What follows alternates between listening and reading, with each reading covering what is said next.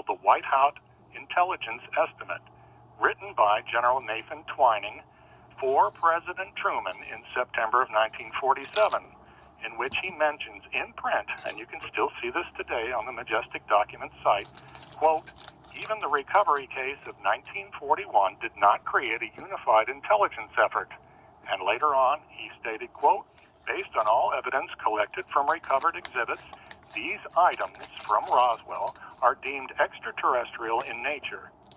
Is there any insight from that 41 period in any document, any leak, anywhere that denotes what the government thought the agenda was of these small gray beings?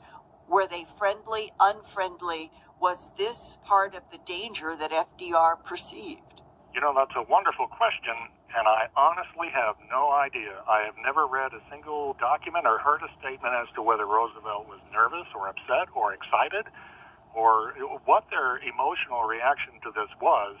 I can tell you that on April 12, 1941, when the crash happened, President Roosevelt was up very late in the White House, rather unusually late. He didn't go back upstairs to his personal quarters where he lived alone, separate from Eleanor, until after midnight, and where he had two telephones to take and make phone calls. At that same time, Eleanor Roosevelt was in Boston, and suddenly, for some reason, her flight was canceled. She and her entourage had to get their bags off the plane, get a taxi, drive across town, go to the train station, and stay on the ground and travel back to Washington, D.C. down the coast in the early morning hours of Easter Sunday. She wrote in her column, "We so look forward to the Knights Templar ceremony at Arlington Cemetery every Easter sunrise, but they didn't make it. Neither Franklin or Eleanor showed up, and they did make it to a late church service around noon in Washington, D.C., and the records show very little activity for the rest of the day. This would have been the day after the crash, according to my estimate." April 13th, 1941. Right. So on April 12th, I looked up the records of General George Marshall, the chief of the Army for President Roosevelt. He was down in Camp Shelby, Mississippi, and he was due to fly to Fort Benning in Georgia. He has a printed itinerary. That's all checked down to Saturday night, where it suddenly stops cold. And there's no record of where he went or what he did Saturday night or Sunday, as if he may have been grounded also. It's difficult to pin this down, but he did show up at his office in Washington, D.C.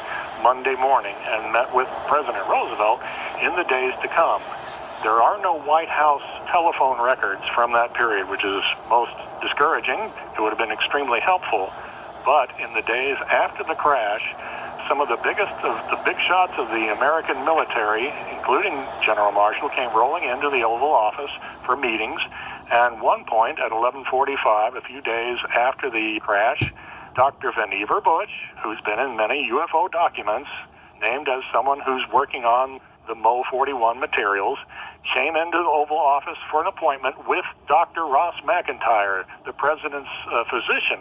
It was a very strange pairing, and I asked Ryan Wood about this, and he speculated, but most reasonably, Dr. Bush would have been there to discuss the autopsy of the spaceship recovered. Dr. McIntyre would have been there to discuss the autopsy of the bodies recovered. These were the two men Roosevelt trusted the most, and somebody had to take charge of this material, the hardware and the bodies, and investigate it thoroughly. But we have to remember that in the 1940s and the early 40s, there was no Pentagon, there was no CIA, there was no National Security Council. None of these things existed. Where would you take aliens where they would be kept under guard and could be examined without too much fuss if the president or vice president showed up to take a look for himself or his Army Chief of Staff? And that would have been the U.S. Capitol building where Vice President Wallace had an office.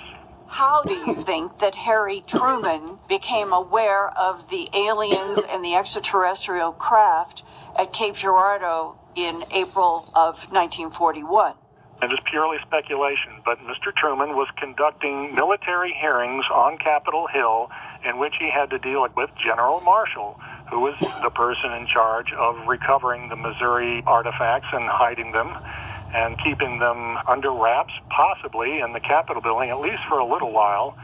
So I would assume it could have been around that time when Marshall told Harry what they pulled from his home safe. Now, once again, that is just speculation on my part. In April of 1941, what was the title and position of Harry S. Truman? April of 41, he was starting his second term as Senator of Missouri. He had just won the fall 1940 re-election campaign. Marshall was sworn in and was a hearing committee witness, one of the first ones, in mid-April of 1941, just after the Easter Passover break, in which almost all of this extraterrestrial business took place. And one of the first things that was done, Harry met with General Marshall and swore him in, and he gave testimony before the Truman Committee on Capitol Hill. About? That was about military funding and waste in government and funding projects that had to do with supporting the Army. At that time, Harry might have been told. He was a Senate leader, but not the majority leader, and he was very fond of Speaker of the House, Rayburn from Texas, and they were both very hardcore Freemasons who keep lots of secrets, and they loved that Capitol building. So Harry may well have been told, I just don't know when and by who. But it would explain why FDR would reach out to Harry Truman in the re-election in 1944. That is correct. And that Harry S. Truman, as a Freemason in colleagueship with George Marshall, the Secretary of War, would have been a logical choice. Right. General Marshall and Hap Arnold, the head of the Air Corps turned Air Force in 41, were both hardcore Freemasons. You almost couldn't become a part of the Roosevelt inner circle or cabinet without being a Freemason, including the director of the FBI, J. Edgar Hoover. And they would all meet at Washington Masonic sites, and there might have been a Masonic meeting room under the Capitol. And if so, that might explain once again why trusted Freemasons would keep this amazing secret under the Capitol, where it would be guarded by police and maybe even the military. And George, it was only 10 months after the Cape Girardeau crash that on February 27th, 1942, President Franklin Roosevelt sent a memo to his Army Chief of Staff, General George Marshall, about even more UFO retrievals only 2 nights before from San Bernardino and the Santa Monica Mountains of California after the famous Battle of Los Angeles, when America's 37th Coast Artillery Brigade fired off 1,430 anti-aircraft shells at a diamond-shaped, glowing craft of unknown origin in the sky. And in this February 27, 1942, White House, Washington, top-secret memorandum for the Chief of Staff of the Army, President Franklin Delano Roosevelt says, quote, I have considered the disposition of the material in possession of the Army that may be of great significance toward the development of a super weapon of war. I disagree with the argument that such information should be shared with our ally, the Soviet Union. Consultation with Dr. Bush, meaning Vannevar Bush, and other scientists on the issue of finding practical uses for the atomic secrets learned from study of celestial devices precludes any further discussion, and I therefore authorize Dr. Bush to proceed with the project without further delay. This information is vital to the nation's superiority and must remain within the confines of state secrets. Any further discussion on the matter will be restricted to General Donovan, Dr. Bush, the Secretary of War, and yourself. The challenge our nation faces is daunting and perilous in this undertaking, and I have committed the resources of the government toward that end. You have my assurance that when circumstances are favorable and we are victorious, the Army will have the fruits of research in exploring further applications of this new wonder.